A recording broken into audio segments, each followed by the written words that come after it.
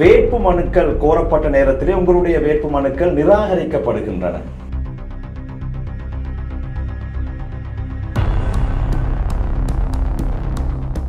நாங்கள் தேர்தலுக்கான ஒரு அரசியலை பயணத்தை செய்பவர்கள் அல்ல. நொமினேஷன் பேப்பர்ஸை புதிதாக பார்ப்பவர்கள் அல்ல.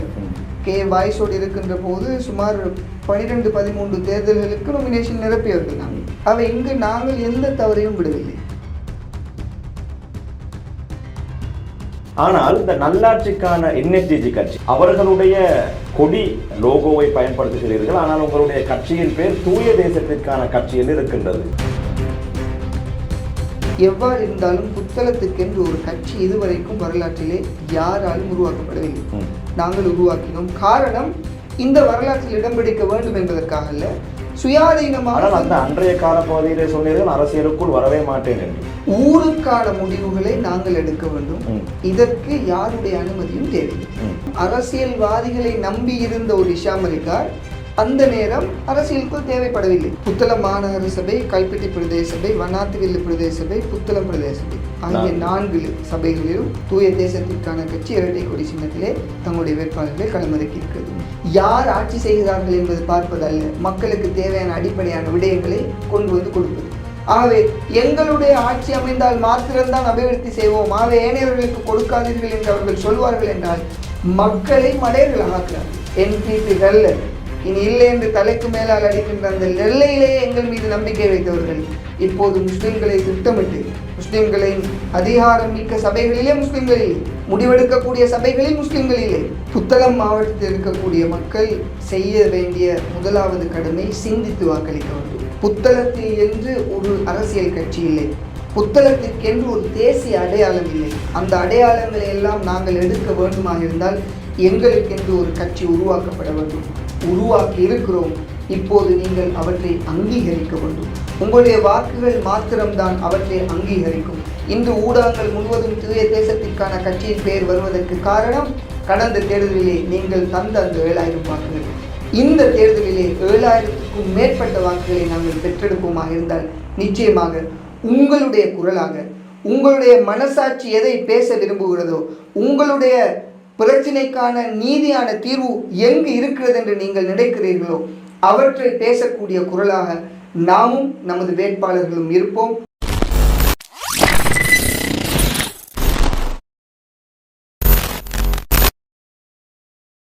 அஸ்ஸலாமு அலைக்கும் வரஹ்மத்துல்லாஹி வபரகாத்துஹு. ஷார்ட் நியூஸ் வழங்கும் ஷார்ட் டாக் நிகழ்ச்சியில் மீண்டும் ஒரு முறை உங்கள் அனைவரையும் சந்திப்பதில் மகிழ்ச்சி அடைகிறேன். ரமதானுடைய மாதத்திற்கு பின்னால் முதலாவது அரசியல் நேர்காணல் ஒன்றை வழங்க நாங்கள் தயாராக இருக்கின்றோம். உங்களுக்கு தெரியும், 2025ஆம் ஆண்டுக்கான உள்ளூராட்சி மன்ற தேர்தல் அறிவிக்கப்பட்டிருக்கின்றது. எதிர்வரக்கூடிய மே மாதம் 6ஆம் திகதி தேர்தல் நடைபெறவிருக்கின்றது. பல நூற்றுக்கணக்கான இளம் வேட்பாளர்கள் இம்முறை தேர்தலிலே களமிறங்கி இருக்கின்றார்கள். அவர்களை அறிமுகப்படுத்த வேண்டும். அவர்களுள் முக்கியமானவர்கள் யார், அவர்களுக்கு இருக்கக்கூடிய திறமைகள் என்ன.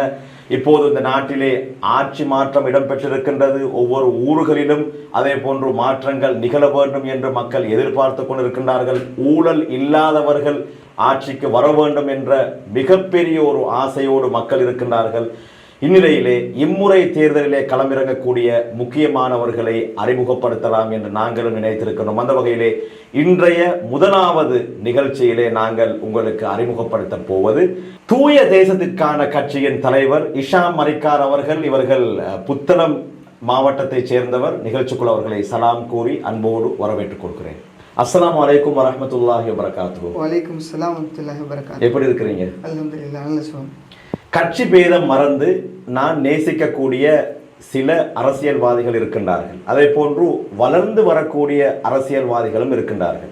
ஒரு ஊடகவியலாளர் என்ற வகையிலே கடந்த பாராளுமன்ற தேர்தலில் இருந்து உங்களுடைய அரசியல் நகர்வுகளை நான் கூர்ந்து கவனித்து வரக்கூடிய ஒருவர். உண்மையிலே எனக்கு ஒரு விதமான சந்தோஷம், உங்களை போன்ற இளைஞர்கள் வர வேண்டும், கற்றறிந்தவர்கள் இருக்க வேண்டும் என்று. ஆனால் இந்த வேட்பு மனுக்கள் கோரப்பட்ட நேரத்திலே உங்களுடைய வேட்பு மனுக்கள் நிராகரிக்கப்படுகின்றன. அந்த நேரத்திலே நான் பார்த்தேன், இவ்வளவு படித்த ஒருவர் ஒரு வேட்பு மனுவை கூட சரியான முறையிலே சமர்ப்பிக்க தெரியாதவராக இவர் இருந்திருக்கின்றாரா என்ற ஒரு கேள்வி என்னிடத்தில் இருந்தது. என்ன நடந்தது? முதலாவதாக இந்த நிகழ்ச்சிக்கு என்னை அழைத்தமைக்கு நன்றிகள். காரணம், இளைஞர்களை ஊக்குவிப்பதிலே எப்போதும் ஷார்ட் நியூஸ் முன்னிலை வகிக்கிறது. நன்றி. அந்த கேள்வியை நாங்கள் எடுத்து பார்த்தால், புத்தளத்திலே முதலாவதாக வேட்புமனுவை தாக்கல் செய்த முதலாவது கட்சி தூய தேசத்திற்கான கட்சி. 17ஆம் தேதி வேட்புமனு தாக்கல் செய்ய வேண்டும்.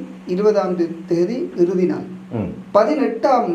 18ஆம் தேதி நாங்கள் கொண்டு செல்கிறோம். கொண்டு சென்று பாரம் எடுக்கின்ற போது அங்கே இருக்கின்ற ஹெல்ப் டெஸ்க் எல்லாவற்றையும் செக் பண்ணுகிறார்கள்.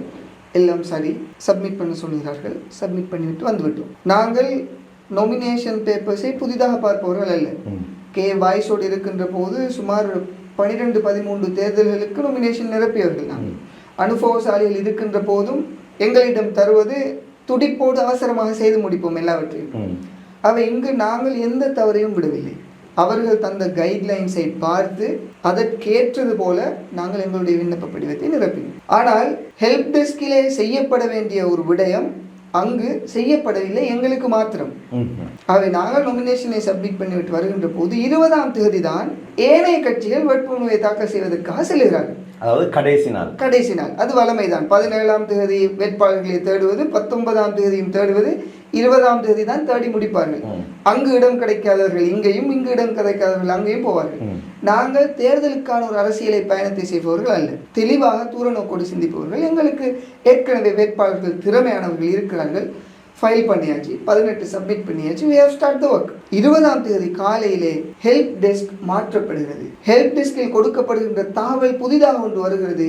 நீங்கள் கொடுக்கின்ற இளம் வேட்பாளர்களுக்கான வயதை நிரூபிக்கக்கூடிய பிறப்புச் சான்றிதழ் அத்தாட்சிப்படுத்தப்பட்ட பிறப்புச் சான்றிதழாக இருக்க வேண்டும் என்று சொல்கிறார்கள். Certified copy. ஆனால் 18ஆம் தேதி எங்களுக்கு அவற்றை சொல்லவும் இல்லை.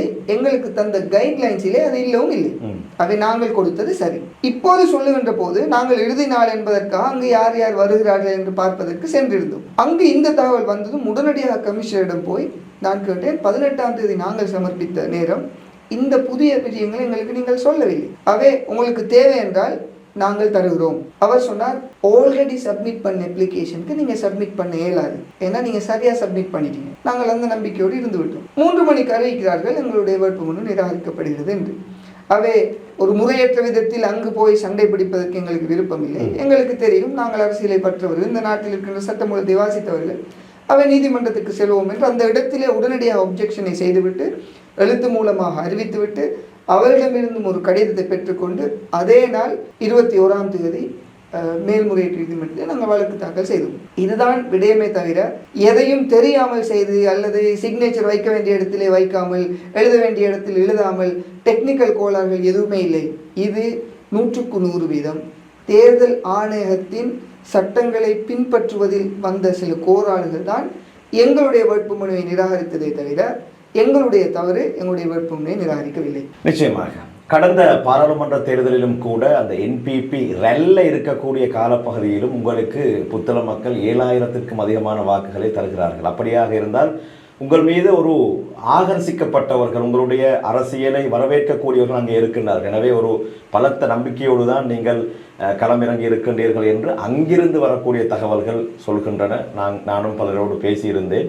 ஆனால் இந்த நல்லாட்சிக்கான NFGG கட்சி, நல்லாட்சிக்கான தேசிய முன்னணி அல்லவா, அவர்களுடைய கொடி அந்த லோகோவை பயன்படுத்துகிறீர்கள். ஆனால் உங்களுடைய கட்சியின் பேர் தூய தேசத்திற்கான கட்சி என்று இருக்கின்றது. என்ன காரணம்? என்ன நடைபெற்றது? தூய தேசத்திற்கான கட்சி என்று சொல்வது 2018ஆம் ஆண்டிலிருந்து நாங்கள் அரசியல் பயணத்தை மேற்கொள்வதற்காக உருவாக்கிய ஒரு கட்சி.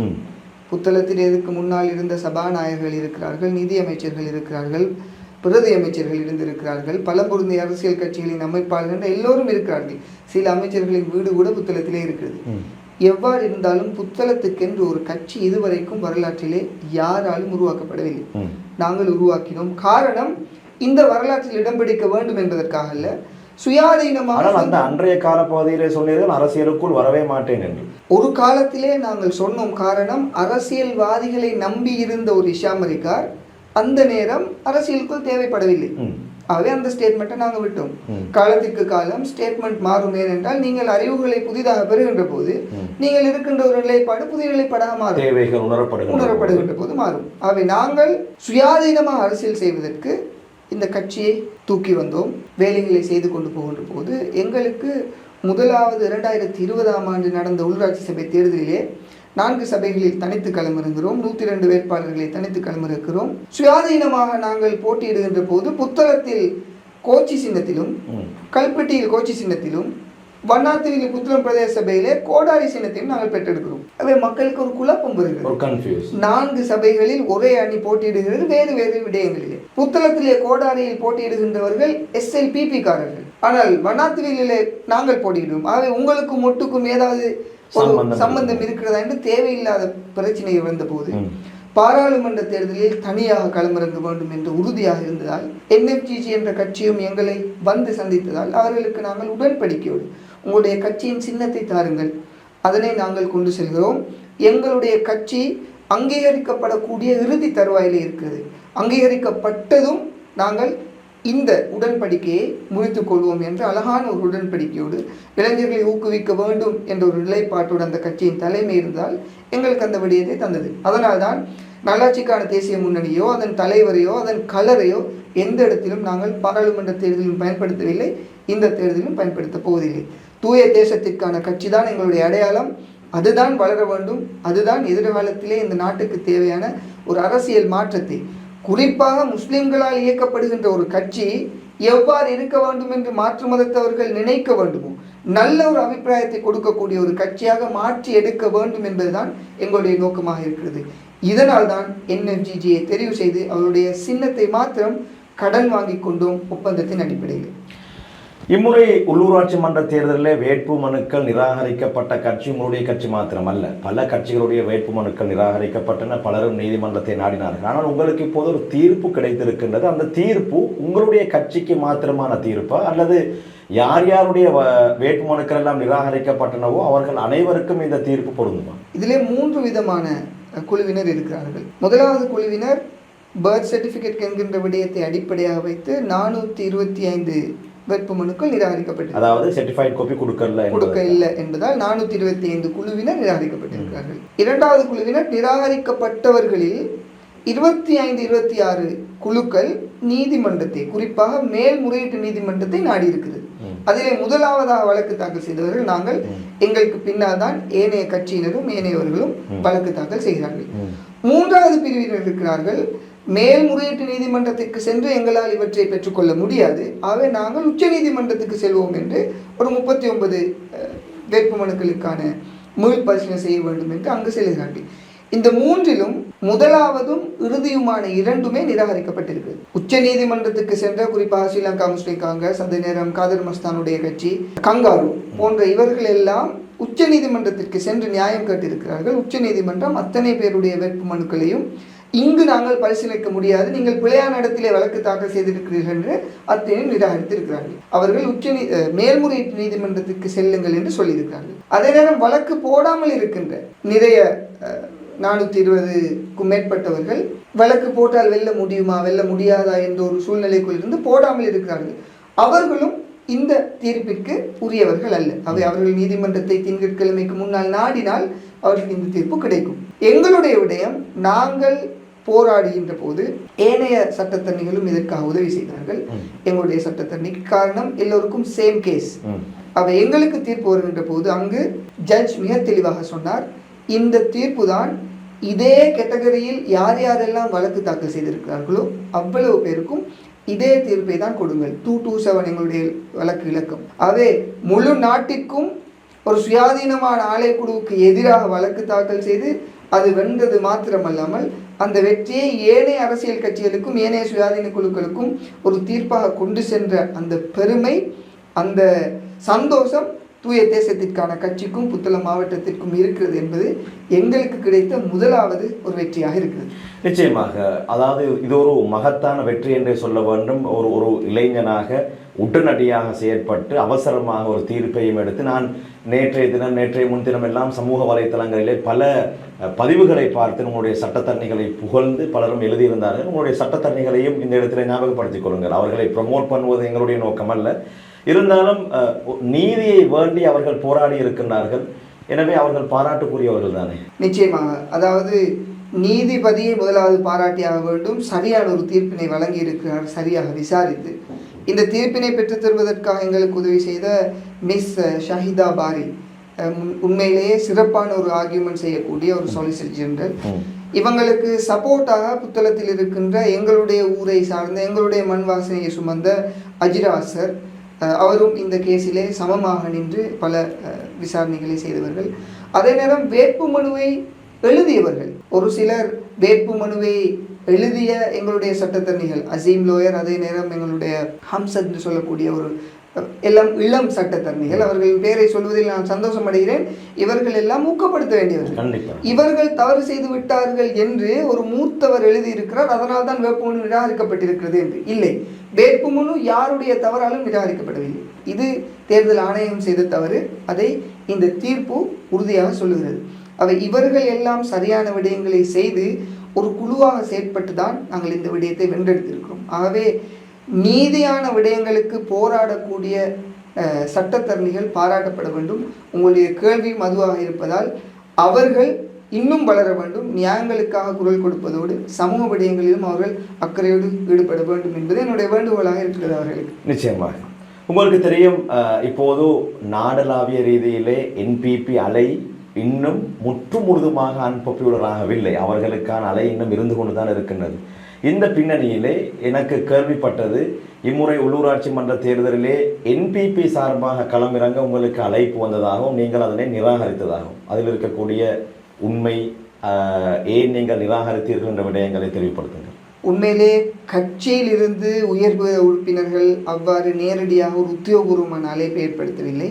அந்த கட்சியை நேசிக்கக்கூடிய, அந்த கட்சியின் வெற்றிக்காக ஆரம்பத்திலிருந்து உழைக்கக்கூடிய முக்கியமானவர்கள் எங்களை கொண்டு போய் சேர்ப்பதற்கு பல பிரயத்தனங்களை செய்தார்கள். ஆனால் நாம் சந்தர்ப்பத்திற்கு அரசியல் செய்கின்றவர்கள் அல்ல. இப்போது ஆளுங்கட்சியிலே என்பிபி இருக்கிறது, ஆகவே இந்த சந்தர்ப்பத்திலே நாங்கள் போனால் சபையை கைப்பற்றி விடலாம், அதிகாரத்தை பெற்றெடுக்கலாம் என்ற சந்தர்ப்பவாத அரசியலுக்கு தூய தேசத்திற்கான கட்சியோ இஷாம் மரைக்காரோ ஒரு காலத்திலும் உடன்பட முடியாது. நாங்கள் எங்களுடைய சுயாதீனத்தை வைத்துக்கொண்டு அந்த சுயாதீனத்தை மூலதனமாக இட்டு மக்களுக்கான அரசியலை செய்கின்றனர். அவை தேர்தலில் வெற்றி தோல்வி வரலாம் போகலாம், ஆனால் தொடராக அரசியலை செய்வதற்கு எங்களுக்கு தூய தேசத்திற்கான ஒரு கட்சி அவசியம்.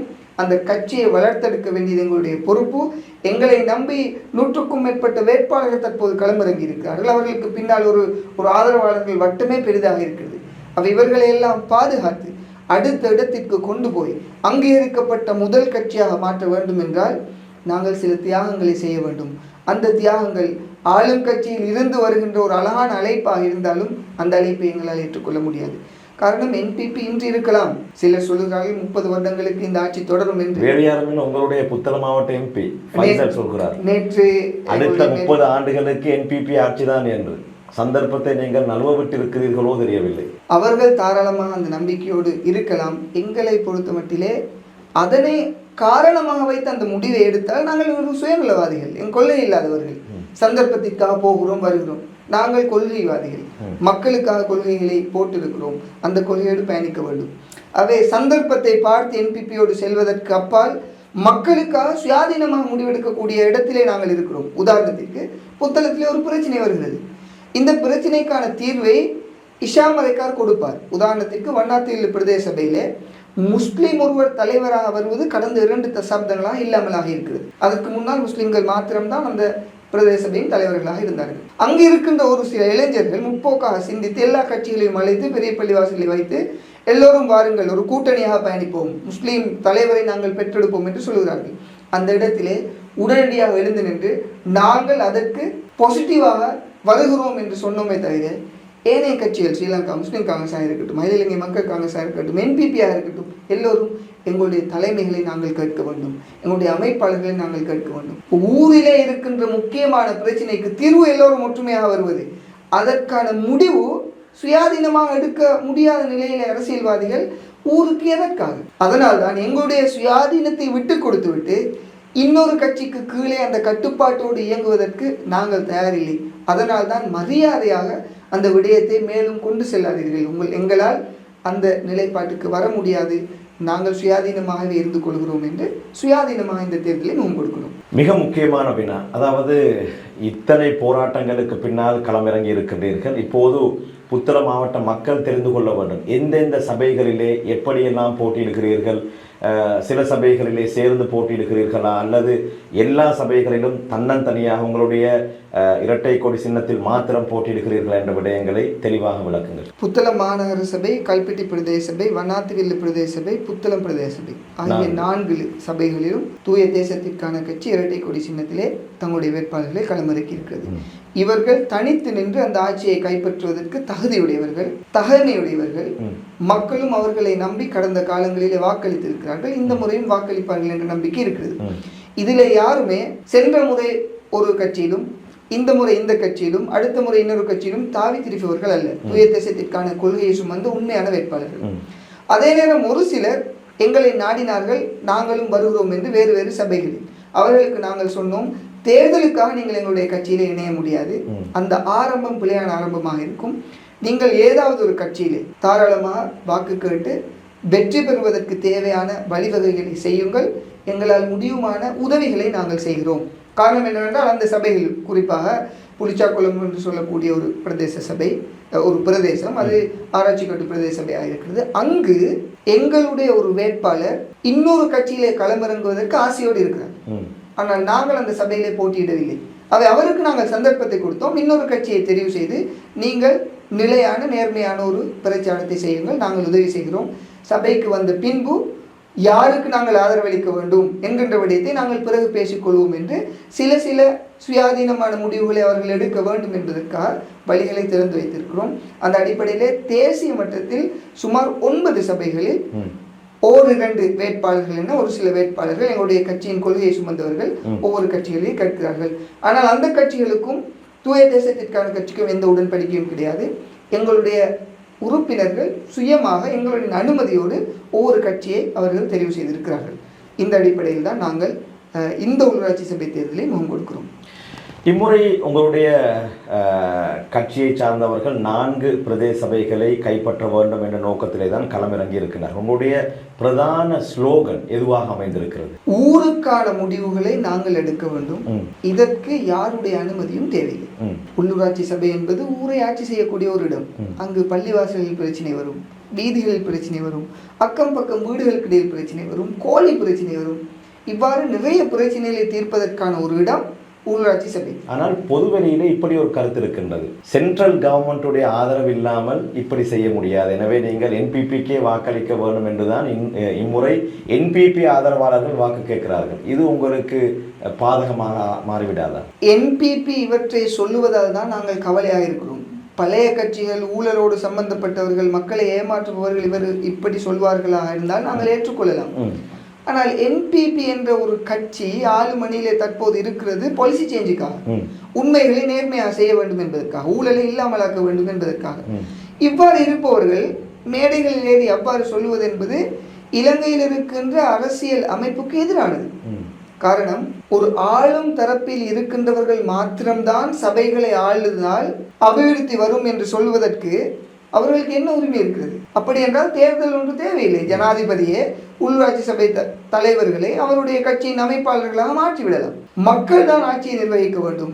ஆளும் தரப்பின் மத்திய அரசின் வேலை யார் ஆட்சி செய்கிறார்கள் என்பது பார்ப்பதல்ல, மக்களுக்கு தேவையான அடிப்படையான விடயங்களை கொண்டு வந்து கொடுப்பது.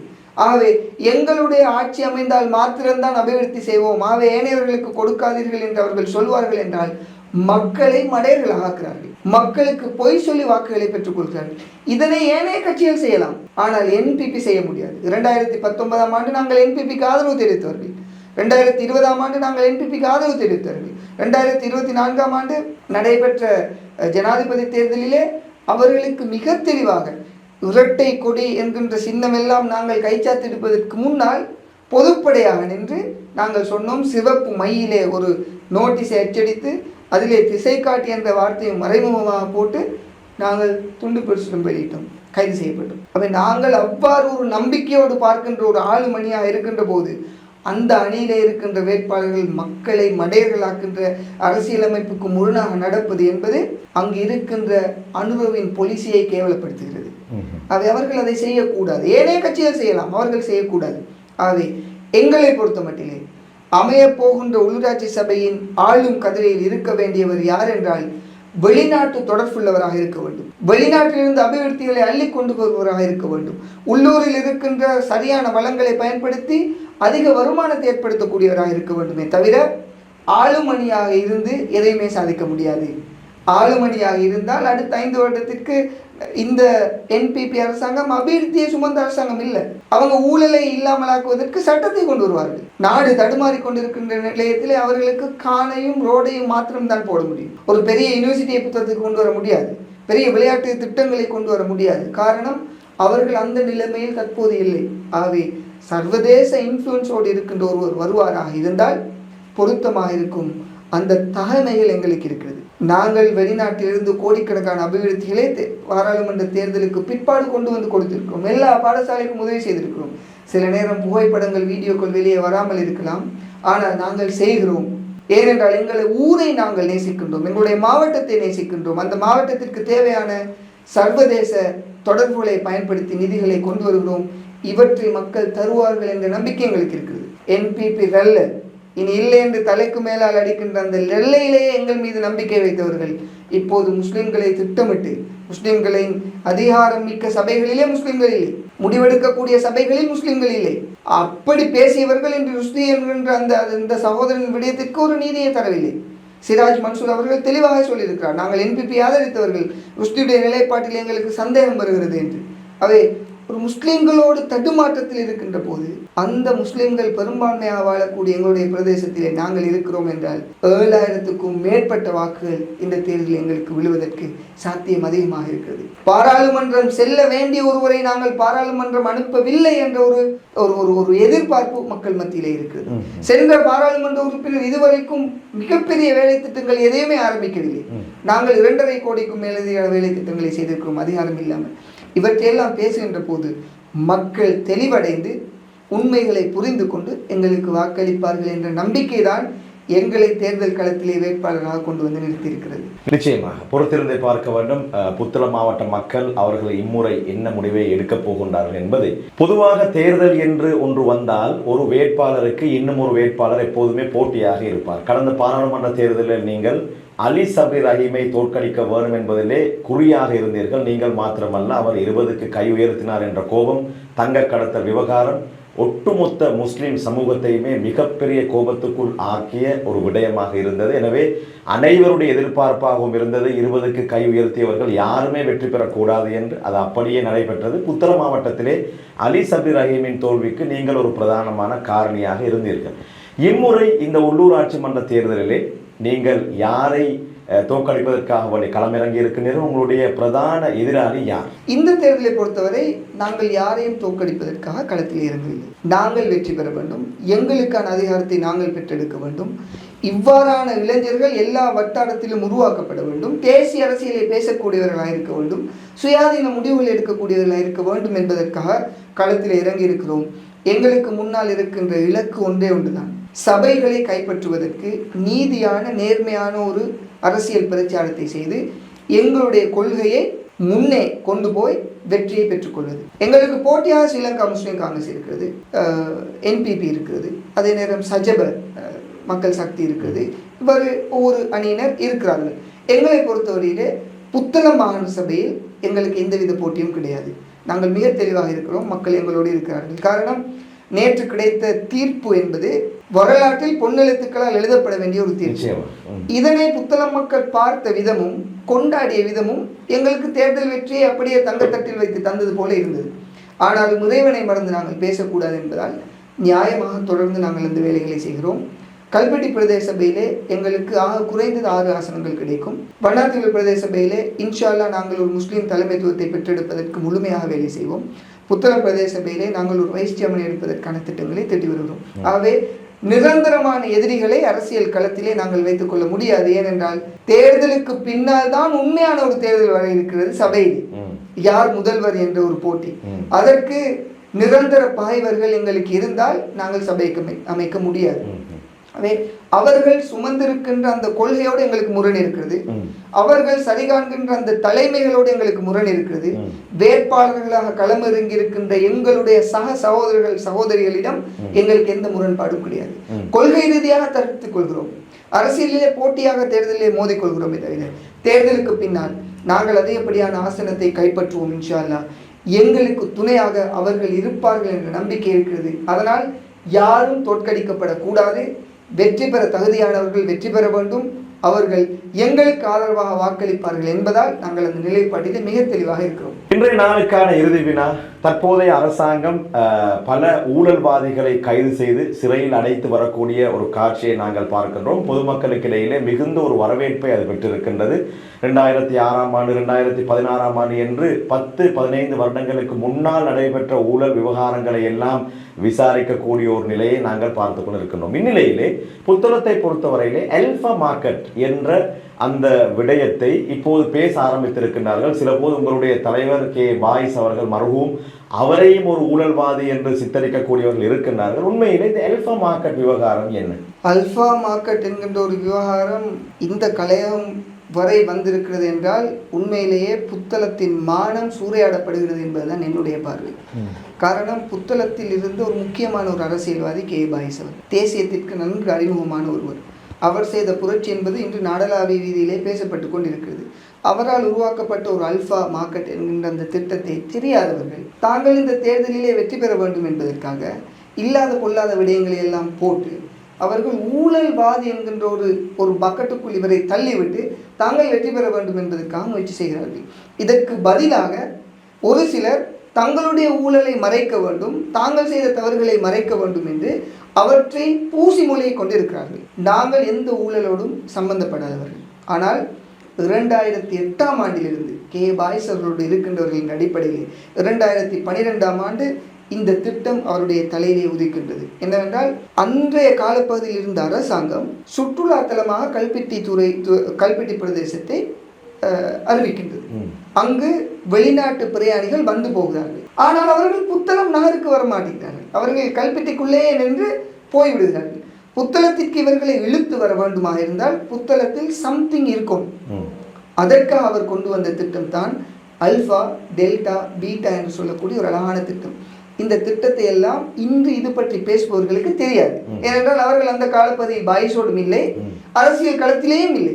இப்போதுதான் அவர்களுக்கு புதிதாக ஒரு அரசியல் அவதாரம் எடுத்திருக்கிறார்கள் சந்தர்ப்பவாத அரசியலை செய்வதற்கு. நாங்கள் சொல்லுகிறோம், அல்ஃபா, டெல்டா, பீட்டா என்பது ஒரு கன்செப்ட். இந்த கன்செப்ட் ஒரு வர்த்தகத்தை ஒரு வர்த்தக மையமாக புத்தளத்தை மாற்ற வேண்டும். உங்களுக்கு தெரியும், புத்தளம் என்பது அழகான ஒரு அமைவிடம். யாழ்ப்பாணம் செல்ல வேண்டும் என்றால் அதால் தான் செல்ல முடியும். அனுராதபுரம் செல்ல வேண்டும் என்றாலும் அதால் தான் செல்ல முடியும். அவை ஒரு கேந்திர பாயிண்ட்ல இருப்பதால் எங்களை வளப்படுத்திக் கொள்ள சரியான இடம் வர்த்தகம். அவை இந்த வர்த்தகத்தை மேம்படுத்த வேண்டுமாக இருந்தால், ஒரு ஃபாரினர் வருவாராக இருந்தால் அவர் பேங்க்ஸோடு ஃபைனான்சியல் சம்பந்தமான விஷயங்களை பேச ஒரு இடத்திற்கு போனால் அத்தனை பேங்க்களும் இருக்க வேண்டும், அத்தனை இன்சூரன்ஸ் விடயங்களும் இருக்க வேண்டும். ஆகவே அதற்காக பீட்டா என்கின்ற ஒரு கட்டிட தொகுதியை அவர் ஒரு இடத்திலே பிளான் பண்ணுகிறார். அல்ஃபா என்பது முதலாவது 2வது மாடியிலே முழுமையாக கொள்வனவுக்கு தேவையான டாய்ஸ், அந்த ஐட்டம் இந்த ஐட்டம் எல்லாவற்றையும் வாங்கிக் கொள்ளலாம். 3வது 4வது மாடியிலே அழகான ஆடிட்டோரியம், அழகான தியேட்டர், ஷாப்பிங் காம்ப்ளெக்ஸ், அழகான ஷாப்பிங் காம்ப்ளெக்ஸ். அதே நேரம் companies, private companies, software companies, அந்தந்த கம்பெனிஸுக்காக அவர் டெல்டா என்கின்ற ஒரு விடயத்தை கொண்டு வருகிறார். இதை அனைத்தையும் புத்தளத்திற்குள் பிளான் பண்ணி அரசாங்க காணிகளை மிக கஷ்டப்பட்டு ஜியோடு பேசி அவர்களுக்கு மாற்றீடாக ஒரு காணியை கொடுத்து இந்த காணியை எடுக்கின்றார். இதற்கான நிதி போதாது என்பதால் உள்ளூராட்சி சபைகளுக்கு உதவி செய்யக்கூடிய சில அதிகார சபைகளை கண்டு, சில சப்போர்ட் பண்ணக்கூடிய ஃபண்டிங் ஏஜென்சியை கண்டு பேசி எல்லாவற்றையும் செய்து அந்த ஃபவுண்டேஷன் போடும் முன்பதாகவே கடைகள் அனைத்தும் விற்பனைக்குள்ளாகிவிட்டது. இந்த இடத்துல நான் ஓப்பனாக சொல்லலாம், புத்தளத்திலே ஒரு கலாச்சாரம் இருக்கிறது. புத்தளத்திலே இறால் பண்ணைகளை செய்கின்றவர்கள் வெளியூரை சார்ந்தவர்கள். அப்போ இறால் வளர்ப்பிலே வருகின்ற வருமானம் எங்களுக்குரியதல்ல, வெளி ஊரை சார்ந்தவர்கள் எடுத்துக்கொண்டு செல்கிறார்கள். இவ்வாறு ஒரு விடயம் உப்பு செய்கையிலே இடக்கூடாது என்பதால் உப்பு சங்கத்தை நாங்கள் பாதுகாத்திருக்கிறோம். எங்களுக்குரிய வருமானம் அதிலிருந்து வந்து கொண்டிருக்கிறது.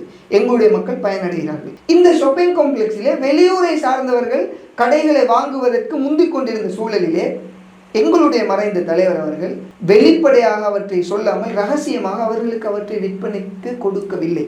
காரணம், எங்களுடைய ஊரிலே இருக்கின்ற வர்த்தகர்கள் வளர வேண்டும், இந்த இடத்திலே அவர்கள் கடை எடுக்க வேண்டும் என்று அந்த கடையினை நம்மவர்களுக்கு விற்பனை செய்வதற்காக ஒரு இன்டர்னல் பிளான் ஒன்றை செய்கிறார். அந்த பிளானை வைத்துதான் இன்று அவரை ஊழல்வாதி என்று சொல்கிறார். நம்மவர்களுக்காக போடப்பட்ட பிளான். மாற்று மதத்தை சேர்ந்தவர்கள் ஒரு 10-20 வீதம் கடைகளை வாங்கலாம், 100% வீதம் வாங்குவார்களாக இருந்தால் அங்கு இஸ்லாமிய கலாச்சாரங்களை கொண்டு செல்வதில் பிரச்சனைகள் இருக்கும். அவர்கள் பண்டி இறைச்சி கடையும் அங்கு கொண்டு வரலாம். இவ்வாறு இஸ்லாமிய ஒரு சிந்தனையில் இருந்து திட்டங்களை மறைமுகமாக செய்து வெளிப்படையாக பேசாமல் இருந்த வெளிப்பாடு தான் இன்று வீதியில் போகின்ற வருபவர்கள் எல்லாம் இவருடைய கதையை நம்பி அவரை விமர்சித்துக் கொண்டிருக்கிறார்கள். எங்களை பொறுத்தவரை இது ஒரு அழகான திட்டம். இந்த திட்டத்தை நடைமுறைப்படுத்துவதிலே ஒரு சில சிக்கல்கள் இருக்கிறது. பிரச்சனை இல்லாத இடமே இல்லை, எல்லா இடத்திலும் பிரச்சனை. குறிப்பாக சொல்ல போனால் இலங்கையிலே எல்லா இடங்களிலும் ஊழல் சம்பந்தப்பட்டிருக்கு. இப்ப இருக்கின்ற ஆட்சி அந்த ஊழலை குறைத்து வருகின்ற போது நாங்கள் அதிலும் ஊழலை குறைத்து ஊழலை இல்லாமலாக்கி உரிய கடைகளோடு பேசி உரிமையாளர்களோடு பேசி அழகான திட்டத்தை போட்டு இந்த அல்ஃபா டெல்டா பீட்டா என்று சொல்கின்ற விடயத்தை உயர்த்தி எடுப்புமாக இருந்தால் புத்தளம் ஒரு கேந்திர வர்த்தக நிலையமாக மாறுமாக இருந்தால் எங்களுடைய கடைகளிலே பிஸ்னஸ் அதிகமாக நடக்கும். எங்களை தேடி நிறைய பேர் வருவார்கள். எங்களை தேடி நிறைய பேர் வந்தால் ஒரு வீட்டிலே பேர்ட்ஸ் வளர்க்கலாம், ஒரு எக்வாரியம் செய்யலாம், வருபவர்கள் அங்கேயும் வருவார்கள். கைட் சர்ஃபிங் தெரிந்தவர் கைட் சர்ஃபிங் செய்து கொடுக்கலாம். மியூசியம் ஒன்றின் தேவை இருக்கிறது, மியூசியம் கொண்டு வரலாம். அவை எங்களை தேடி வெளியூர் நபர்கள் வெளிநாட்டு பிரயாணிகள் வந்தால் மாத்திரம்தான் நாங்கள் வளர முடியும். எங்களுடைய வர்த்தகம் வளர்ச்சி பெறும். வர்த்தகத்திலே ஒரு சமூகம் வளர்ந்தால் நாங்கள் நிறைய உதவிகளை செய்யலாம். அவை இந்த கன்செப்டோடு வந்த அல்ஃபா டெல்டா பீட்டா அன்ஃபார்ச்சுனேட்லி ஊழலோடு பேசப்படுகின்ற ஒரு விடயமாக தற்காலத்தில் இருக்கின்ற சுயநல அரசியல்வாதிகளால் மாற்றப்பட்டிருக்கிறது. இன்ஷா அல்லாஹ் நாங்கள் சபைக்கு வருவோமாக இருந்தால் பாயிஸின் அந்த திட்டத்தை பார்த்தவர்கள், அந்த பிளானை கீர்னது எங்களோட இருந்த ஆட்கள், அந்த புக்லெட் அடிச்சதுனாக்க நான் கட்டார் போனேன், அவரோட சவுதி போனேன், அங்கே இருக்கக்கூடிய புத்தளத்து வாசிகளோடு பேசி கடை வாங்குங்கன்னு சொல்றதுக்கு லேசாக டெண்டர் கால் பண்ணி மாற்று மதத்தவர்களுக்கு கடையை விற்றிருக்கலாம், வெளியூர் பிரதேச மக்களுக்கு கடைகளை விற்றிருக்கலாம். இல்லை, அவர் வெளிநாட்டிலே தொழில் செய்கின்றவர்களை போய் சந்தித்து வாங்க சொன்னார். நிறைய பேர் வாங்கிக்கிறாங்க. இந்த திட்டத்தை நாங்கள் அமுல்படுத்துவோம். ஊழல் இல்லாத ஒரு அல்ஃபா மார்க்கெட்டை எழுப்பி எடுக்க முடியும். டெல்டா மார்க்கெட்டை கட்டி முடிக்க முடியும். பீட்டா மார்க்கெட்டை யாருடைய பிரச்சனைகளும் செய்து முடிக்க முடியும். அதற்கான திறமை இருக்கிறது. அவர் கண்ட கனவு எங்களுடைய தலையில் இருக்கின்ற யாருக்கும் அது தெரியாது. அவற்றை நிச்சயமாக செய்வோம். இலங்கை முழுக்க பார்க்கின்றவர்களுக்கு நாங்கள் சொல்லுகின்ற விடயம்தான், சந்தர்ப்பவாத அரசியல்வாதிகள் சொல்லுகின்ற எல்லா விடயத்தையும் நம்பி மறைந்த எங்களுடைய தலைவர் கபூரிலே இருக்கின்ற போது அவருக்கு வேதனையை கொண்டு போய் சேர்க்கின்ற விடயங்களை செய்யாமல் அவருடைய கபருடைய வாழ்க்கைக்காக பிரார்த்தியுங்கள். எத்தனையோ நல்ல விடயங்களை செய்திருக்கிறார். ஒரு விஞ்ஞான கல்லூரியின் மூலமாக இன்று எத்தனையோ டாக்டர்ஸ் இன்ஜினியர்ஸ் உருவாகியிருக்கிறார்கள் என்றால் அவர்கள் ஒருவருக்கு மருத்துவம் செய்தால் அதற்குரிய அந்த நன்மை அவருக்கு செல்ல வேண்டும். நிறைய நன்மை செய்திருக்கிறார். தனி மனிதர்கள் தவறு செய்யக்கூடியவர்கள். அவர் ஒரு சூஃபி அல்ல, அவரும் தவறு செய்யக்கூடியவர். தனி மனித வாழ்க்கையில் தவறு செய்திருக்கலாம். அல்லாஹ்வுக்கு அவற்றை மன்னித்துக் கொள்ளுங்கள். மன்னிக்கக்கூடிய மனிதனை பற்றி அல்லாஹ் சிறப்பாகவே பேசிக் கொண்டிருக்கிறான். ஆகவே மன்னிப்பு கொடுப்போம், இறைவன் மன்னிப்பான் இன்ஷா அல்லாஹ். அவருக்காக பிரார்த்திப்போம். அவரை மறந்து ஒரு அரசியல் எங்களால் செய்ய முடியாது. அவரை பின்தள்ளி அவருடைய விடயங்களை இல்லாமலாக்கி எங்களால் அரசியல் செய்ய முடியாது. ஆகவே அவரை எங்களுடைய உயிர் இருக்கும் வரைக்கும் அவருடைய சேவைகளை பாதுகாத்து அவருடைய திட்டங்களை நடைமுறைப்படுத்துவது எங்களுடைய கடமை என்று நாங்கள் உணர்கிறோம்.